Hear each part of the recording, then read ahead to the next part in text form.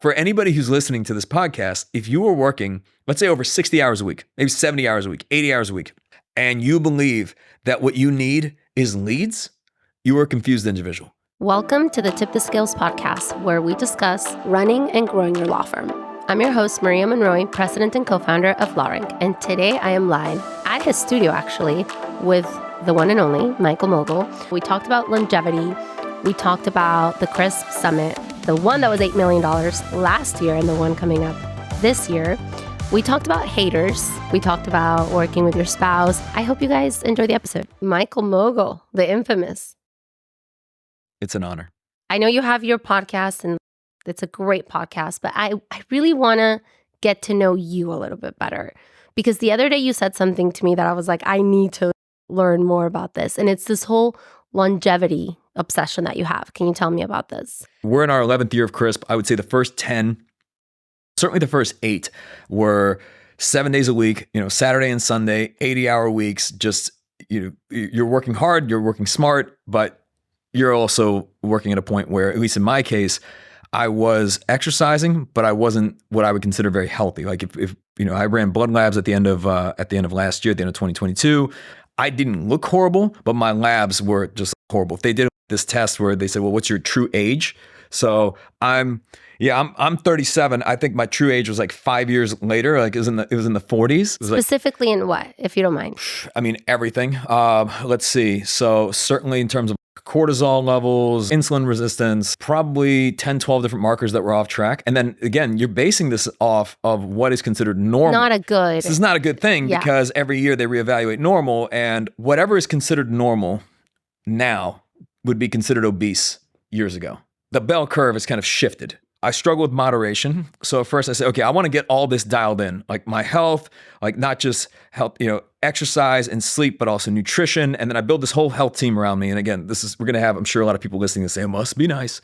And I'm sure it is. I agree. And I'm a big fan of like accountability. And I think that there's people who ask for advice and there's people who pay for help. I'm a big fan of paying for help because I think that leads to better outcomes. So I got a trainer, I got a chef, I have this longevity doctor that I work with because I knew that I wanted to build this team that would help me achieve these goals. Like, I mean, of course, I'd have to do it all, but I wanted to have the right experts in my corner. I get into the science of it. I go from like listening to Andrew Huberman and Peter Attia. So I get obsessed. Why was I doing this? Well, number one, there's kind of a difference between like health span and lifespan. Lifespan's how long you live. Health is kind of the life in your years, and we're going to be living longer. I think this is an amazing time to be alive. I'm really excited about like what's coming in the years ahead.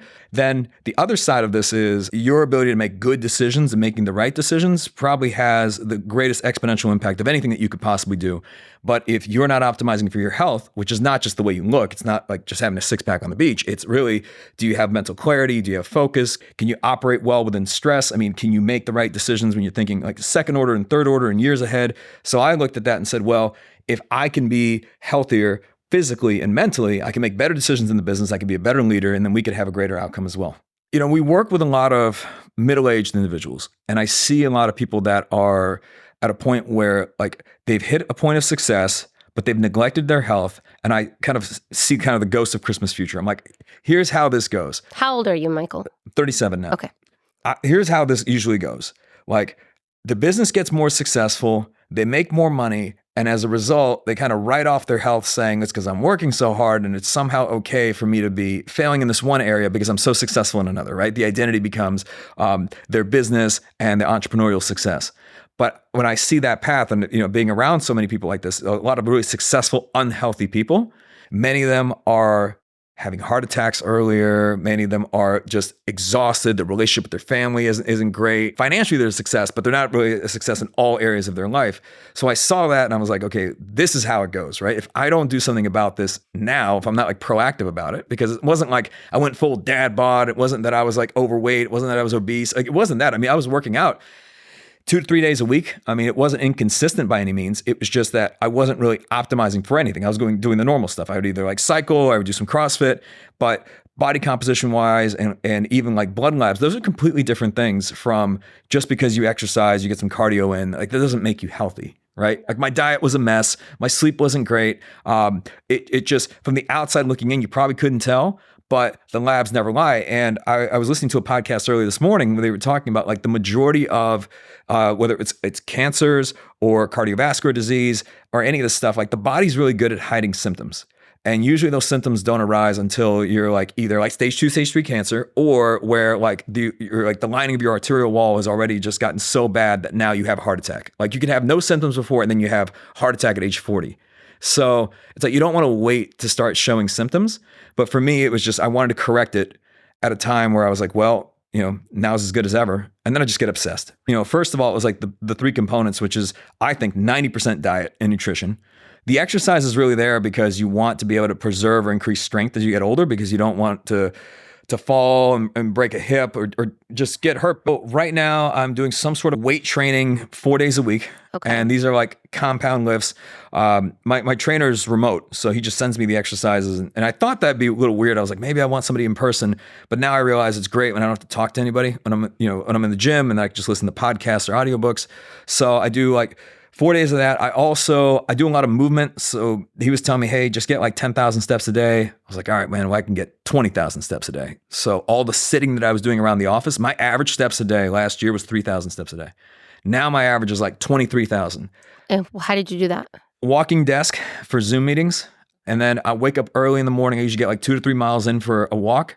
And then sometimes after our girls go to bed, like in the evening, I'll do another like 30 minutes to an hour. I walk at a pretty brisk pace. I wear like a weighted vest. So I'm not wearing one now. I had an Oura ring. Before that, I had a Whoop. I've stopped wearing these just because I had the Whoop for 3 years. It's not to say I won't come back to it, but when you wake up and you got like a red recovery, even if you feel fine, it fucks with you. It messes with you. Yeah. So I have a rule. I like assess internally first, and then I look at it. I'm not perfect at any of this stuff, but I've tried to get better with it, as I've been doing it longer. So I'm a big fan of like sleep consistency. Like I go to bed at the same time, wake up at the same time. I even extended this to weekends. This is a big one for me. That's the one I can't do. When you can treat weekends like you can treat the week, it's a hard adjustment initially, like the first week, but you will feel great. And you don't have to like, even on like Saturday, Sunday going into Monday, it's no longer an adjustment. You just maintain consistency. It's awesome. And it's easier, I think, to stay to a routine than it is to like do it for a little bit, get off, then get back on it. But then it's like it becomes this obsessive thing where it's like, I want everything to be like perfect, right? And it's like... Yeah, I mean, so you don't want to turn into one of these people that has to do like 15 things before you can get out of the house, right? Of like, oh, I didn't get my cold plunge today, or I didn't get, my sauna or whatever. I'm not gonna be able to function. I think that's a little extreme. And also I would say that for a lot of the stuff that's become popularized, I mean, these things are nice, but the main elements are really going to be like sleep, diet, and exercise. And like everything else is just like maybe makes like maybe a percentage point or two difference. What about this whole concept that Huberman has of like getting morning sun? I do it because I'm out when I'm like in the cold plunge. Like I'll do it first thing in the morning. So if the sun is not out then I'll usually go and like after we drop our girls off at school. There's also like the grounding, right? You walk around without like shoes, or you do like a PMF mat. I don't do grounding. I do the sun because of Huberman. I'm a big fan. When are you going to have him on your podcast? We're working on him. Are you really? Yes. I'm not surprised. I think he's great. I actually really like what he's doing because he's taking what could be complex topics and actually either simplifying them for people or also providing recommendations. But if you look at some of his like routines, I think sometimes people get obsessed with the biohacking stuff in a way that they like try to like, they look at every minute of the day and they think, I'm going to do these 15 things. And then it becomes your whole day. You can't do everything he recommends. That's the thing. If you try to do everything he recommends, like you're not going to have time for anything else. Now let's shift gears. Sure. So Crisp, tell me what's going on. So we started Crisp Ventures, which is essentially investing in different companies, ways that we could expand our ecosystem. One of the companies that we had invested in early on was a company called Capture Now. It is a law firm. The best way to think about it is it's a interactive voice response. It's like AI, but outside of the legal industry, this type of technology is really common. So if you look at like American Express or Disney, if you ever call any of those phone numbers, you'll be talking to like an automated response. You can kind of talk to it and it'll route you appropriately. This really doesn't exist in the legal industry, but Fortune 500s use it all the time. And as we saw, it was cost prohibitive for an individual law firm to develop the technology. We just made it widely available. And really what it exists for is like, initially it was after hours calls, nights and weekends, where someone would outsource the calls to a call center where they could have inconsistency in the response, where someone might leave a voicemail or not leave a voicemail. This would pick up all of those, handle all of the intake rather, and then everything besides signing the case, transcribe it, pass it through to the CRM. So that's what Capture Now is. We announced that back in November. That has grown like quite a bit since then. Whenever I call like American Express and they have that little AI thing, it frustrates me. So you guys aren't worried about that? It's not really designed to replace the human, right? We're not trying to replace like the emotional rapport, the connection. But the reality of it is that in a best case scenario, if you have a phenomenal intake representative that can work 24/7, I would say do that. Well, absolutely. That's always going to be better. But most law firms, when you get it to like Saturday at 2:00 in the morning, or like, just these off hours, like there's not a consistent solution. Or when it's outsourced to a call center, the call centers are answering phones for numerous law firms. They sometimes pronounce the name of the law firm wrong. They're not really vested in the success of that law firm. I think the most important thing is to have a consistent response that does not miss calls, that picks up for the first ring, that is able to pass along all the notes like perfectly, that everything is transcribed, that everything's recorded, that there's auditing in place. I mean, but if you have a human being that can work 24/7 and speaks perfect English and is 100% aligned with your firm and like is motivated, then yeah, that's better. But what we were seeing is that in some cases, a third of the calls coming into a law firm wouldn't even be answered. When someone says, well, yeah, but I don't know if my clients are going to want AI to pick up, but they want someone to pick up. And what's the cost involved in doing something like that? Yeah, so this one's relatively low cost. So I mean, it's a few dollars a call. That's it's a really simple model. What's actually really cool about AI is that so a lot of our clients they were saying, well, are you going to offer like Spanish language support? And boom, we just rolled that out, right? Same thing, we roll out texting, and like you can continue to add these features and like multiple language support. Whereas, if someone was talking to like a call center, they're trying to hire staff, they have to hire Spanish speakers and native Spanish speakers, versus you can now like through the localization options, just like roll out different, integrations with the AI. And what else is new? So we're about, let's say, a little under 40 days out from our conference. So really? When is it? So November 2nd and 3rd. But you're doing the conference different this time, right? So when the event started originally, like this is back in 2018, we did the first conference. Our original intent was that this would be like a client appreciation event. And it became much more than that. I mean, the first conference, I think, was like 500 people. The last conference was 5,000 people. It just kept growing and growing and growing. And this year, more than any year, we wanted to really focus on like our clients, supporting them. We announced last year that this event would be a members only event. So it is a private event, but it's exciting to do that because there's different things that you can do from a public event versus a private event. There's certain speakers we wanted to bring in that weren't comfortable or did not want to speak in a public forum. There's certain levels of the experience, like from the food that you serve to some of the experiential things that you can do with a smaller audience. So we're excited to do that. Not to mention, I think, when you do an event in a football stadium, which was the last one, it's like, where do you go from there? And we wanted to kind of bring it home. I mean, we'll still have like what looks like right now about 1,500 people. So it's just clients only. I mean, it's not a small event. But what if someone's not a client and they want to go? They can become a client. So they have to be a client to go to your conference? Yes.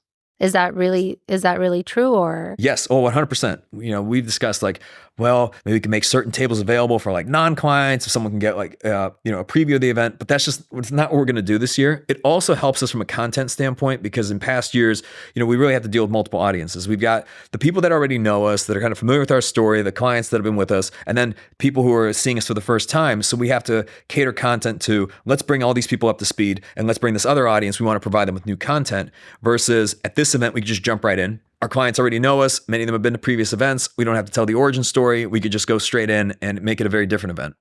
Now, I've noticed that before you guys seemed to be more personal injury focused, but now I feel like you guys have clients that are in other practice areas. Yeah, so I think it's true. I think what happened was generally, as you know, personal injury, if you look at just a subsegment generally of the audience, is that you tend to see more entrepreneurial law firm owners that are practicing personal injury. Their case values are higher, so they're investing more in marketing. So it was kind of a more natural fit when we talked about like kind of the video, the marketing services. Now this is expanded to nearly every single practice area. For us, the criteria is more so, are they an entrepreneurial law firm owner? Are they, they're committed to what they're doing? Do they want to grow? Do they want to expand? In our case, it's usually firms that are over $1 million in revenue. We're not really the 0 to 1 company of like, hey, you just got out of law school. Let's help you like hire your first team member. We're more so like, if there's somewhat of foundation in place, we can help to scale that and really grow it. We don't do a whole lot with big law. We also don't do a lot with a lot of transactional firms. So that are more of like, let's say like, smaller business law firms. But generally I'd say more the entrepreneurial firm. So a lot of times when I tell a client, hey, you need a video, go to Crisp, get a brand video. They say, well, all Crisp videos look the same. I'm sure you've heard it. Oh, yeah. What's your rebuttal to that? My rebuttal is that you have to consider who your audience is too. So I think if a law firm owner is saying that, then I think law firm owners are watching videos of other law firm owners, but it's rare that they're their clients, right? And then like the people in your community aren't watching those videos. So that's what I would say. In a way, like if somebody's gone and like viewed a number of our videos and they see them for different types of firms and different types of markets, yes, there's certain themes that are fairly consistent. I mean, they're professionally produced. There's some of the slow motion stuff. Sometimes there's a courthouse. I mean, when you have like a certain character arc in some of the storytelling, I mean, we have 2,000 of these at this point. So it's like, you're going to see certain themes that you might be similar from, law firm in one market to a law firm in another market. But the reason why we do them that way is we've seen them be effective. It's what gets engagement. It's what gets somebody to convert. I mean, we track the watch time. We kind of see the different elements of a video that are successful. And it's not to say we can't do something completely outside of the box. We've done a number of those videos lately. We have this place in Atlanta. It's called Antico Pizza. I've always tell our team that like we are Antico Pizza. And what it means is like you can go in there and it's this amazing, like authentic Italian place. And they've got like 5 or 6 items on the menu. And if you like pick the pizza and you're like, oh yeah, but can you add like pineapple to it? Or can you add like, this topping or take this topping? They'd be like, no, we are Antico Pizza.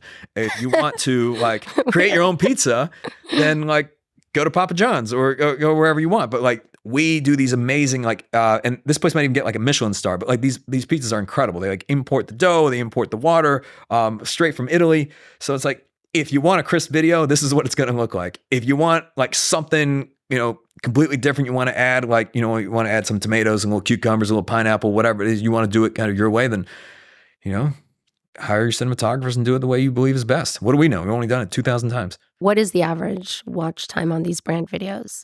So it'll depend on the video. So most videos are going to be anywhere from like 2 to 3 minutes in length. We look for, if we're being completely honest, I want someone to watch at least 60% of the video. Like 100 would be nice, but you also have to realize that particularly, okay, if it's on their website, you're going to get a much longer watch time than you would on social media where they're scrolling, right? Sometimes social media, they'll just see a few seconds. So that's what we aim for. I'll also say that if a video it's not really even dependent so much on length, like a good video somebody engages with could be 5 minutes long and they'll watch the majority of that. A short video that's not very engaging, they won't watch any of it, right? So it's less about like the length of the video and more about, are you telling like an actually engaging arc? Now, the reason why I say like 60% is just the fact that if you look at the trends of most videos, they're going to be like 20% or less. And they're like, well, no one's going to watch the whole thing? Of course people are going to watch the whole thing. Like the people that hire you are probably watching the whole thing.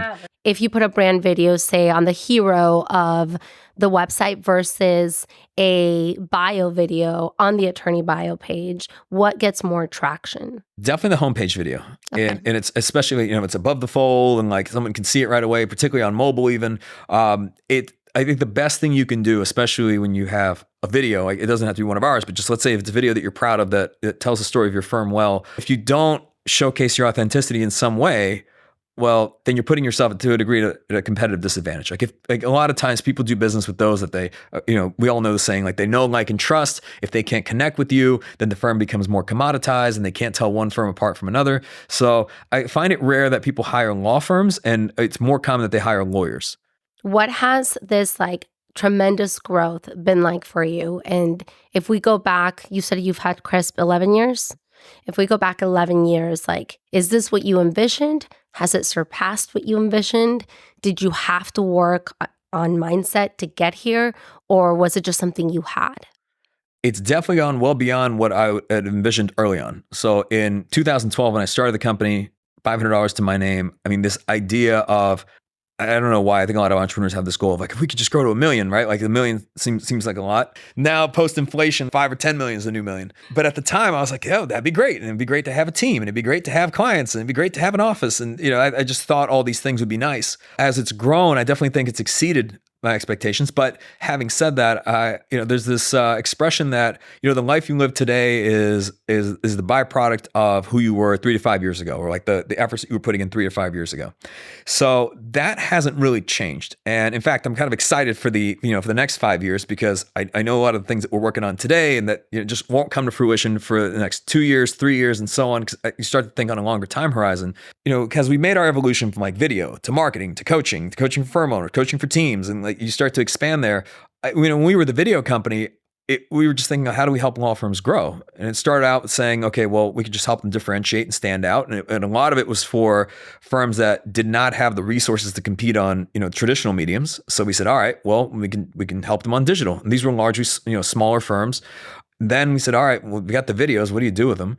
And let's put them online. Let's put them on the internet. Again, there was a lot of like barriers to entry, but social media, where we talk about like Facebook and YouTube and LinkedIn and Instagram, the barrier to entry was much lower there. You could post the content there. The CPMs were lower at the time.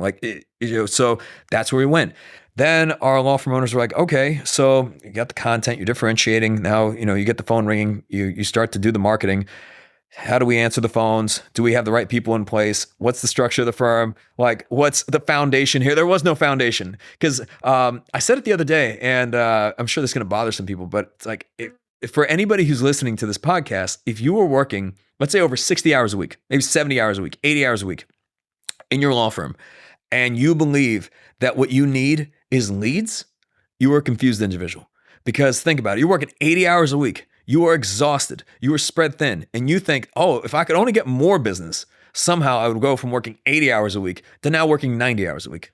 Anyway, I say this all from the standpoint that at the time in 2012, I didn't see us as being like this coaching company. I didn't know that at the time, but as we've grown and as our client base has expanded, we listen to them, and they come to us and say, here's something I'm struggling with. And if you see enough people struggling with it, you don't see I think a good enough solution for an audience or for a subsegment, we say, okay, well, maybe it's an area that we can help in.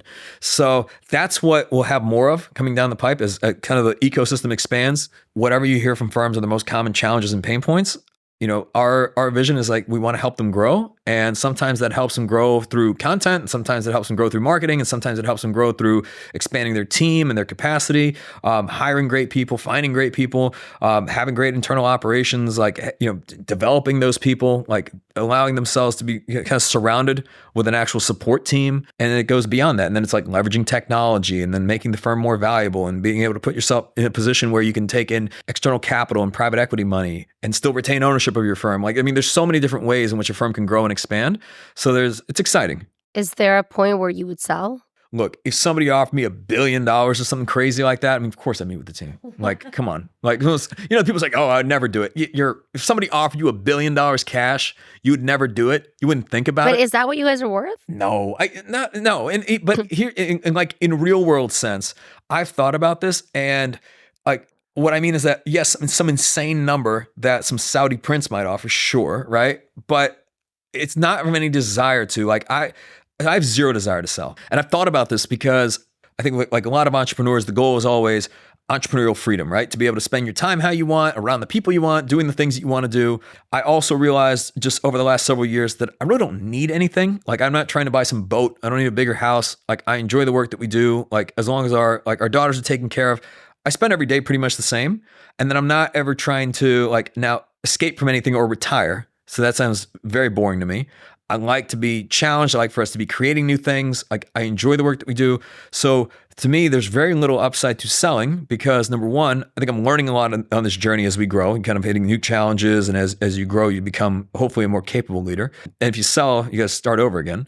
And then what? For money? I don't need money. So what's the point? I think sometimes when people say, oh, I just want to sell, what they really are saying is I just need a break. And I would ask that somebody, if they're in that mode, that they really can distinguish between the two of I need to take some time off because I'm exhausted versus I want to be done with this and I have something else in mind that I would rather be doing.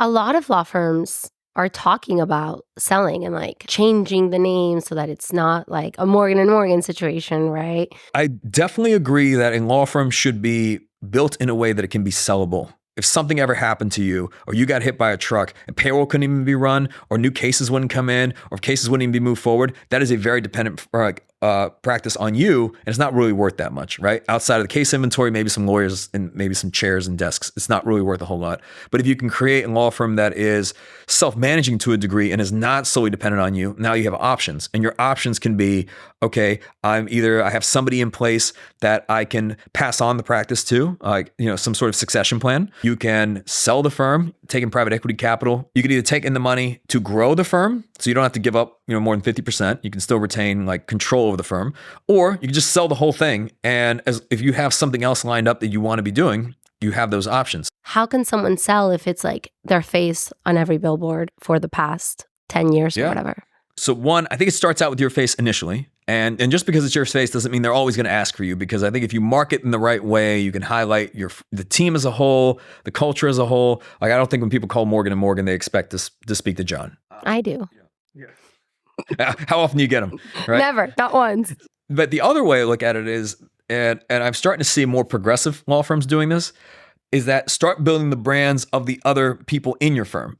Right? Start giving them more platforms. You can show there's other great people here. There's other really capable, talented people that, we just hire excellence. That's what it looks like. And this is what you can expect in working with our firm. So I think that's another way around it. If you go to our workshops, for example, like we've been featuring people like our COO, Alex, our head of people, Laura. Of course, Jessica's run the workshops for a while, and we're going to be doing more and more of that for that very reason. I'm trying to do it from the standpoint that I want people to see the reality and the truth. And it's that these are really, really, really smart, capable people that we have here, and I'm the dumb one. My contribution is relatively small compared to like the day-to-day execution that has to get done. I live in future company. I think about this a lot. I think about like where we're going. I start to map these things out. Like, I think about it constantly, like 24/7, Saturday, Sunday, it doesn't matter the day.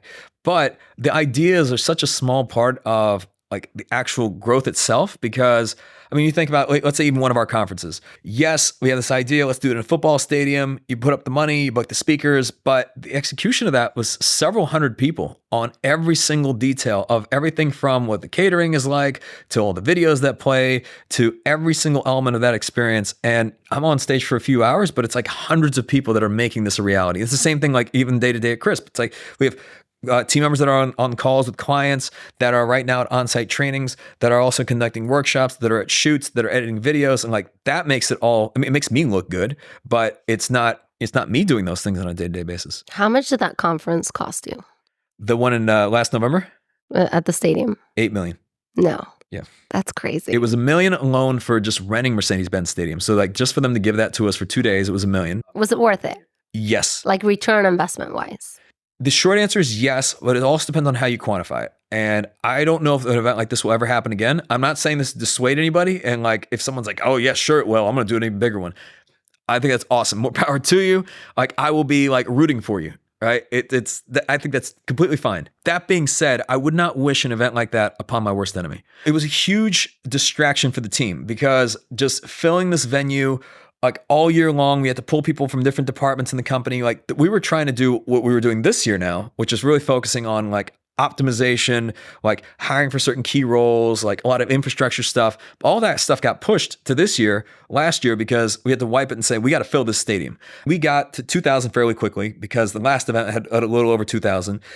We had our existing audience, our lists, our base, but then we were like 3,000 short. And that whole year went to that next 3,000 of getting people who do not attend legal conferences, who have never really been to a legal conference, from all parts of the country to like, and we even expanded outside of the country to like learn about the event, know about the event, and want to attend the event.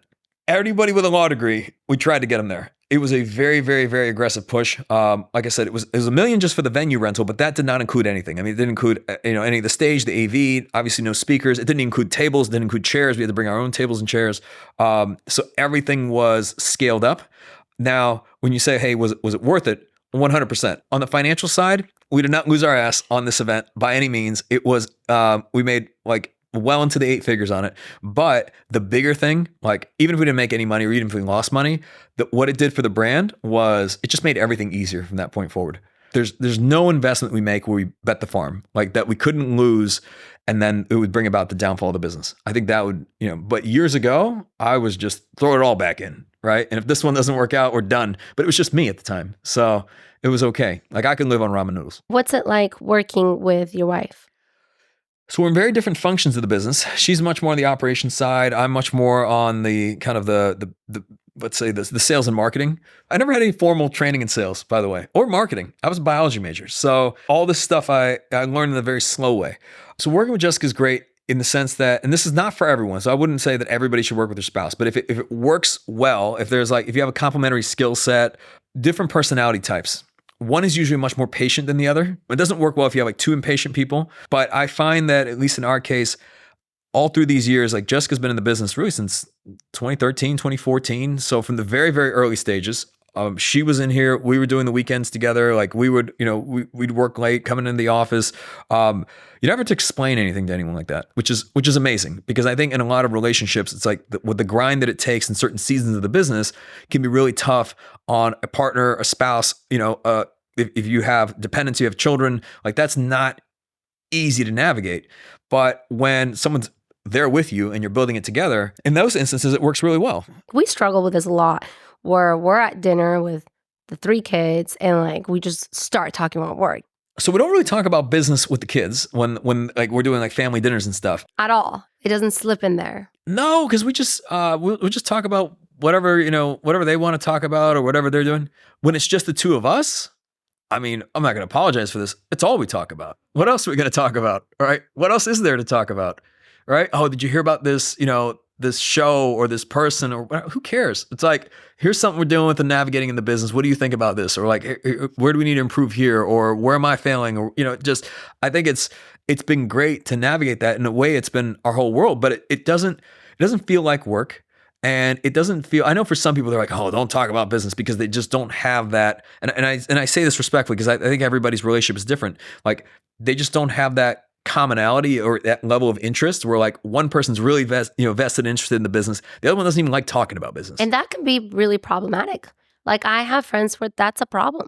I come across a lot of entrepreneurs. They basically get a lot of like outside pressure. It's like business is hard enough as it is. I mean, you're doing challenging things, challenging problems, challenging people constantly. And if you're also having to wage war at home, or someone's giving you a hard time, it's like, oh, I can't believe you're home late again. Or why are you always like talking about work or thinking about work? It's like your problems already, weigh 1,000 pounds. That's just going to add to it and become more challenging. Well, I think building a business is really lonely. Even running a law firm, I think it's a really lonely thing. Yes. Which is probably why you started the coaching in part, because people I feel like business owners and law firm owners feel really alone. Like they don't know who to go to. Yes. And what they find is that generally like people local to them, they don't want to share information because they view them as a competitor. I think that's, in my opinion, I think that's really short-sighted. I think that there's enough business for everyone to go around. I don't see the world that way, period. I agree. I don't think it's a zero-sum game. I'm a big fan of like kind of the abundance mindset of that. I think there's way more than enough to go around. I mean, you think about it, like even if someone was to think about it mathematically, you got 1.3 million law firms, let's say 300,000 or 400,000 like actual law firms themselves, 1.3 million lawyers. You look at the percent of which are going to be, let's say, entrepreneurial in nature, maybe 100,000. I don't know of any company working with 100,000 firms. I mean, there's more than enough out there, and there's more graduating from law school every year. So I think there's more than enough opportunity. I mean, it's there.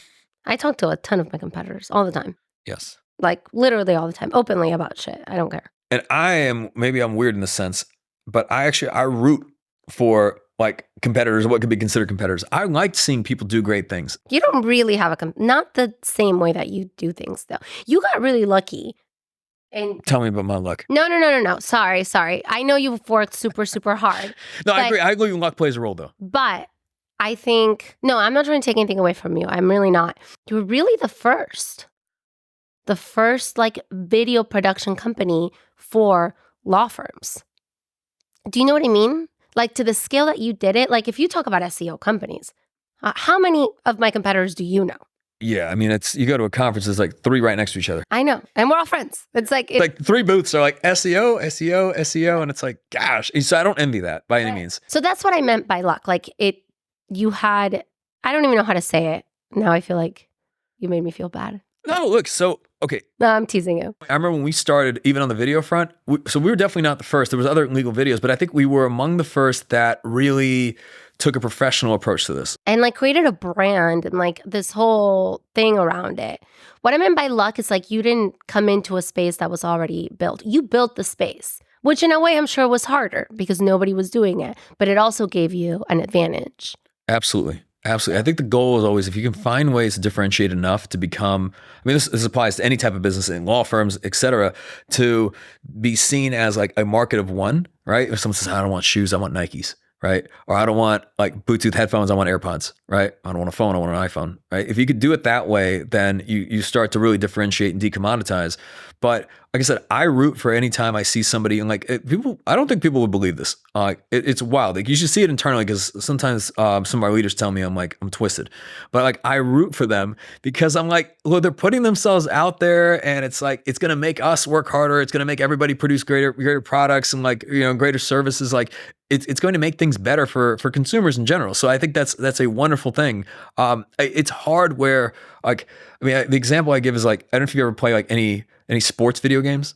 No. Well, if you like follow a lot of these games, like let's say EA Sports had if you're familiar with like FIFA, right? Yes.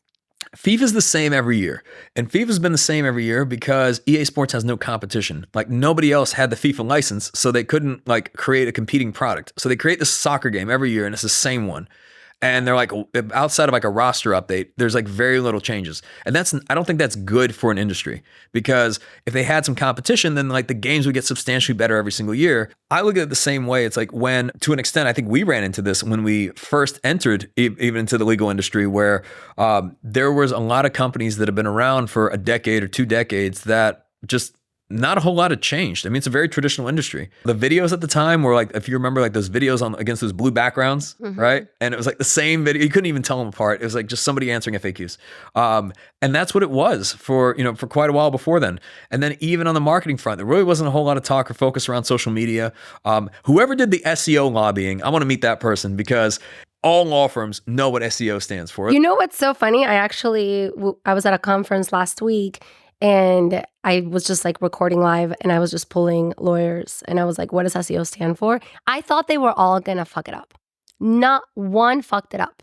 It's amazing. A lot of the education has been done, or like the need exists in their mind of saying, I need this, right? Because I hear about this all the time. I know how important it is. So to an extent, I kind of envied that because when we were talking about even early on with some of the video marketing or differentiation, someone was saying, well, what do I need a $20,000 video, right? Like absolutely not, right? They couldn't wrap their heads around it. Anytime anybody does anything, kind of puts themselves out there, like they're going to face some sort of criticism. Maybe that's why I root for them because I'm like, I can relate to the feeling that person is experiencing. Even if whatever they're posting on Facebook, they probably are scared to death. Like they're probably getting all sorts of criticism as a result of, just kind of going down a new path. Do you think you've gotten a lot of criticism? Oh, 100%. And how do you handle that? So at first, early on, I thought there was something wrong. Like, did I fail someone? Did I disappoint them? Did I do them dirty? Like I was trying to find like, where did I mess up? Because it was initially when I first started getting the criticism, which was back in, it really started to pick up 2017.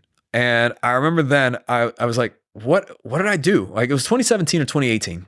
And it was really by people that I thought we had a good relationship. Like these are the people that I would see at conferences and these are the people that like we would kind of hang out together. And I was like, I thought we were all helping each other. That was the support. And then I hear like this person's criticizing, this person's criticizing. So my first thought was that, did I do something wrong? Like that I'm not aware of? Like, did I screw this person over? Did I mess up somewhere? And it bothered me.